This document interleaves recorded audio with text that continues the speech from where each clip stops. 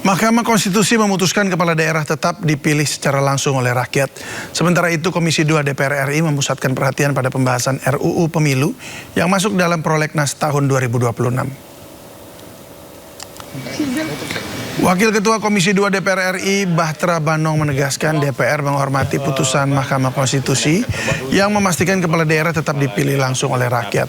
Meski demikian, ia menyebut pembahasan revisi Undang-Undang Pilkada belum dimulai karena Komisi 2 masih berfokus menyelesaikan pembahasan RUU Pemilu.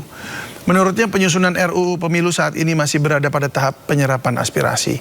Selain mengundang akademisi, pegiat pemilu dan berbagai elemen masyarakat, Komisi 2 juga berencana menghimpun masukan dari partai-partai politik termasuk partai non-parlemen.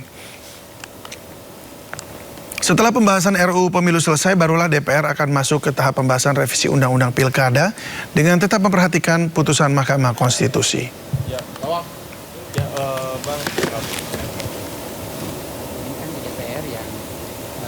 Secara langsung oleh rakyat. Di tahun 2026 ini adalah pembahasan RUU Pemilu. Jadi terkait dengan pembahasan RUU Pilkada, kami belum sampai kepada tahap sana. Jadi konsen kami terutama di Komisi 2 yang ditugasi oleh pimpinan DPR adalah bagaimana pembahasan RUU Pemilu ini. Jadi kami belum membahas soal RUU Pilkada, namun tentu kami menghargai ya pemilu ini karena kami kan pengen bahwa RUU Pemilu ini kan ini soal bagaimana agar demokrasi kita ke depan makin baik, kualitasnya juga makin baik. Jadi tidak hanya sekedar pelaksanaan pemilu, tetapi kita pengen agar pemilunya juga makin berkualitas. Maka dari itu tentu perlu pelibatan publik, pelibatan masyarakat, dan terutama kami di Komisi 2 sudah melakukan ya, mengundang para tokoh-tokoh.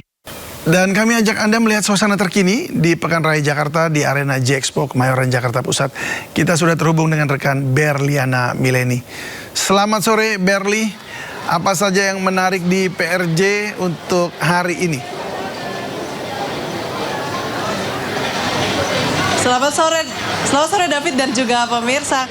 Saya sudah hampir seminggu berturut-turut ini ke Pekan Raya Jakarta dan ternyata antusias masyarakat pengunjung ini tidak surut juga karena hingga sore hari ini Pekan Raya Jakarta masih dipadati oleh masyarakat.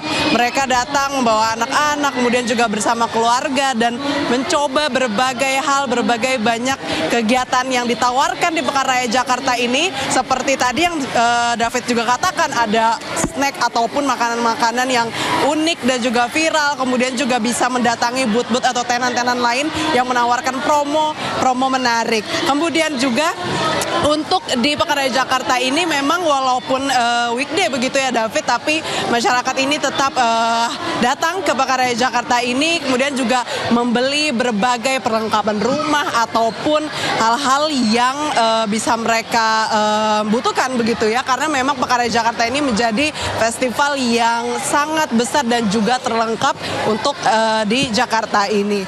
Dan untuk di Pekan Raya Jakarta ini, David dan juga pemirsa, ini digelar hingga 12 Juli mendatang. Bagi masyarakat memang yang tertarik begitu ya untuk datang ini di hari weekday begitu ya, ini dibuka dari pukul 3 sore.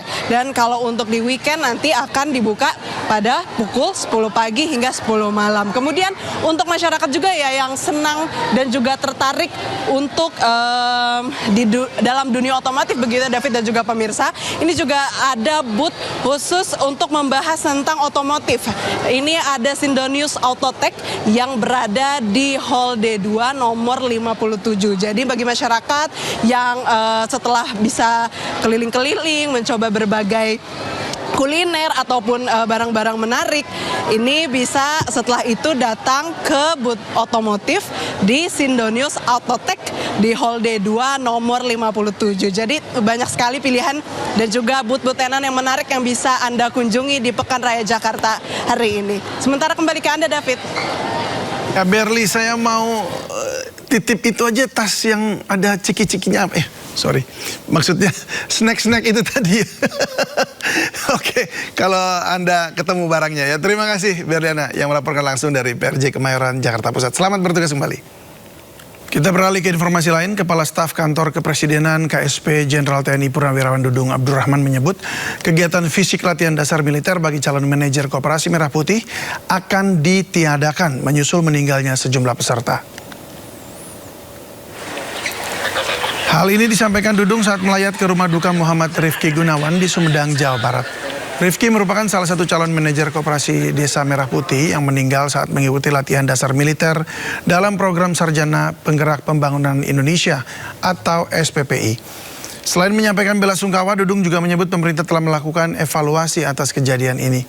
Kegiatan fisik bagi peserta kini ditiadakan dan materi pendidikan akan lebih difokuskan pada manajemen perkoperasian.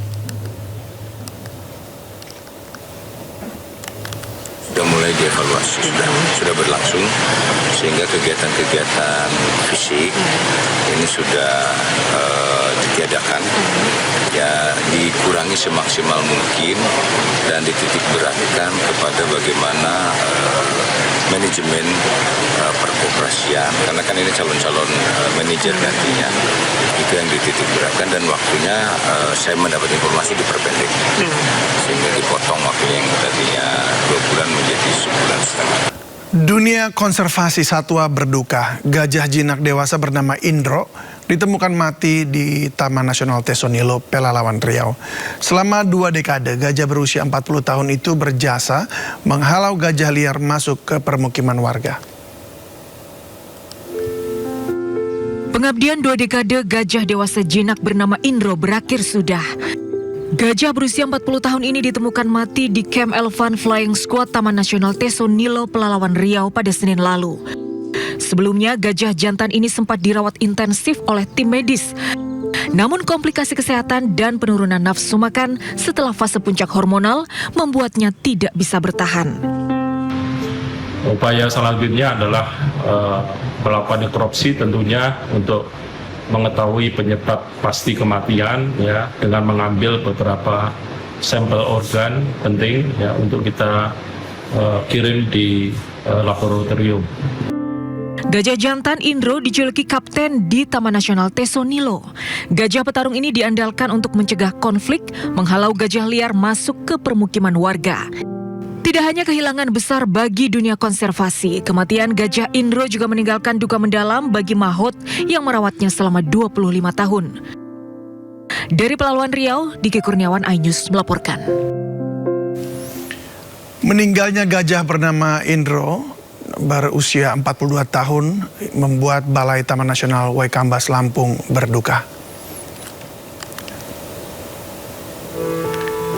Kapten Indra, begitu dia biasa dipanggil, merupakan gajah jinak jantan yang mengabdi lebih dari 3 dekade dalam konservasi gajah Sumatera di Lampung.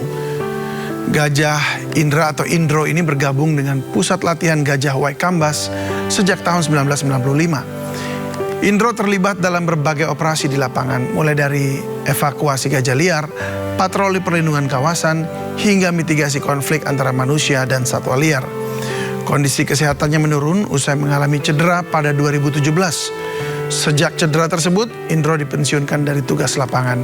Namun kondisi fisiknya terus menurun seiring bertambahnya usia. Indro menghembuskan nafas terakhir usai menjalani aktivitas rutin mandi di area rawa.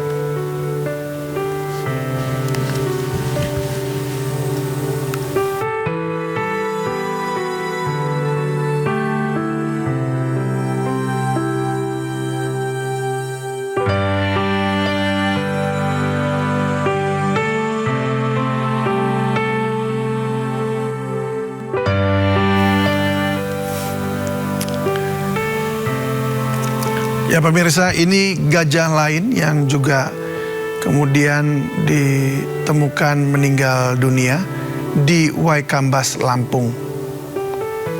Dan seluruh Taman Nasional berduka atas kepergian dari 2 gajah ini.